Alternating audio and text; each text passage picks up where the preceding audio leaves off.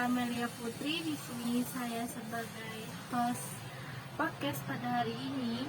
Di sini kami akan membahas tentang pelanggaran HAM berat, yaitu salah satu kasusnya adalah konflik antara Israel dan Palestina. Di sini kita akan berbincang dengan narasumber kita. Hai, nama saya Dewi Tantri. Saya di sini selaku narasumber pada podcast pada hari ini. Menurut pendapat Mbak Tantri sendiri, apa saja bentuk pelanggaran HAM yang dilakukan oleh Israel kepada Palestina? Israel menghancurkan wilayah Palestina dan memusnahkan sekelompok orang yang berada di sana dengan cara melakukan pengebuman, penembakan, dan penyiksaan habis-habisan pada wilayah tersebut atau sekelompok orang tersebut. Terus menurut pendapat Anda, ini tuh termasuk perbuatan genosida atau bukan? Iya, karena pada pengertian genosida sendiri yaitu menghancurkan dan memusnahkan sebagian wilayah yang berada di Palestina berdasarkan dengan ras, etnis, dan budaya dengan cara membunuh, menyiksa, dan juga memindahkan anak-anak dari tempat tersebut. Awal konflik antara Israel dan Palestina itu terjadi pada tahun berapa, Pak? Sebenarnya konflik itu sudah ada atau sudah terjadi sekitar tahun 1900-an. Tetapi pada akhir-akhir ini konflik semakin parah dan terjadi sekitar 2021. Dokumen HAM internasional apa yang dilanggar oleh Israel kepada Palestina? Pada Undang-Undang Nomor 26 Tahun 2000 pada pasal 7 huruf A, yang dimana dokumen yang dilanggar oleh Israel terhadap Palestina yaitu genosida. Dalam kasus ini, siapa yang melakukan pelanggaran HAM? Israel, karena yang sudah saya jelaskan sejak awal, Israel sudah melakukan pengeboman, penembakan terhadap Palestina. Apa jumlah korban yang terjadi pada konflik antara Israel dan Palestina? Sekitaran 30.500 korban yang ada di sana. Dan korban dari 30.500 itu termasuk siapa saja? Anak-anak, orang dewasa, tenaga medis, dan seluruh yang ada di sana.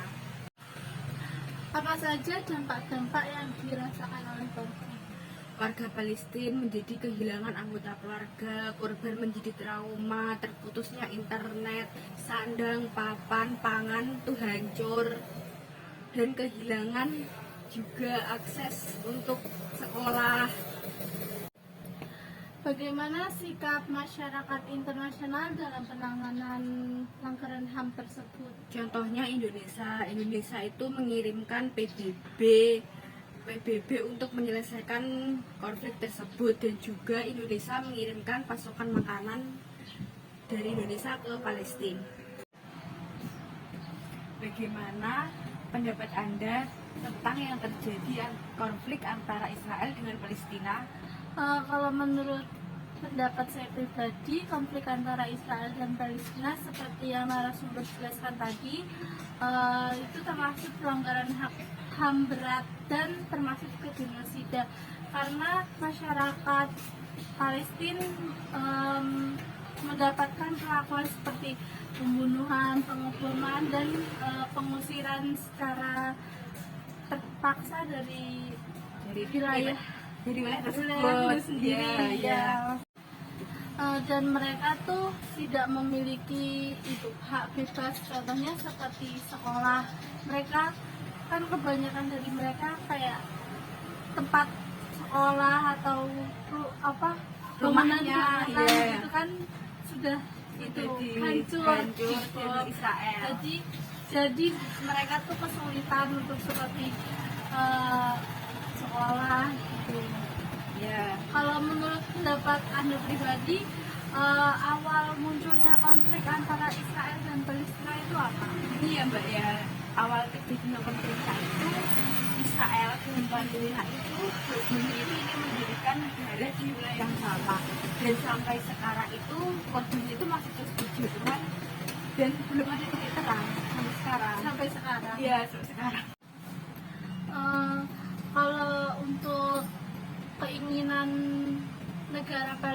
Palestina sendiri untuk sekarang itu apa ya Mbak? Jadi setiap negara atau setiap orang itu ingin merdeka dan terbebas dari penjajahan, penyiksaan. Karena kan Setiap negara ingin bebas dari penjajahan dan penyiksaan.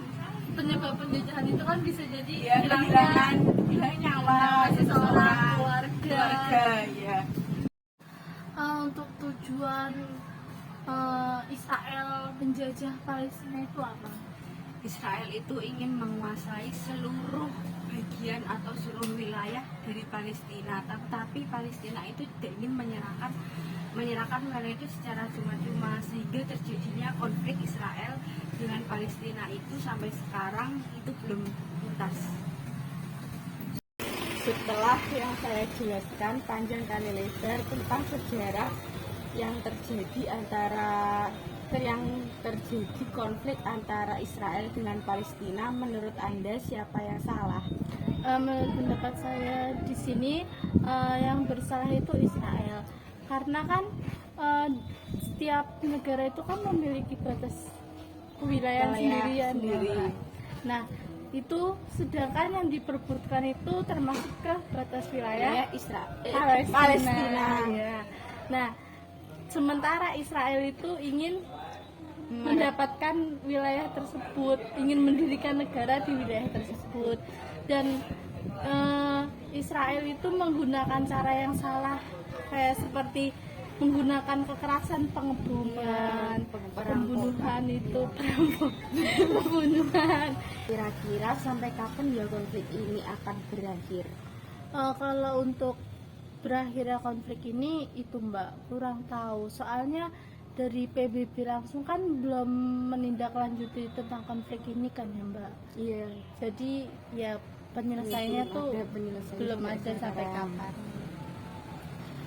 Kasihan ya anak-anak pada konflik.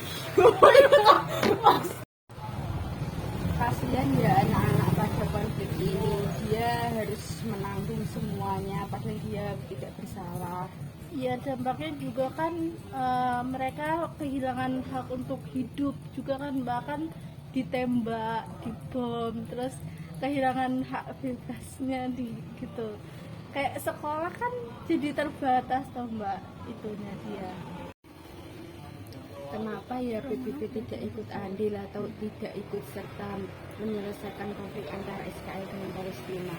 Alasan PBB tidak ikut adil dalam penyelesaian konflik ini karena itu ada pertentangan Mbak, di salah satunya itu negara Amerika kalau nggak salah, itu karena Amerika merupakan sekutu dari Israel. Jadi apabila PBB turun tangan, maka kan Amerika kan itu ya Mbak terkenal sama itu debat nuklirnya itu. Jadi takutnya nanti terancam ke beberapa negara. Sekian dari kami. Saya pribadi minta maaf apabila dalam berjalannya podcast ini ada kekurangan. Saya selaku pemateri juga minta maaf apabila ada kesalahan kata dalam penyampaian materi. Sekian dari kami. Wassalamualaikum warahmatullahi wabarakatuh. A few moments later.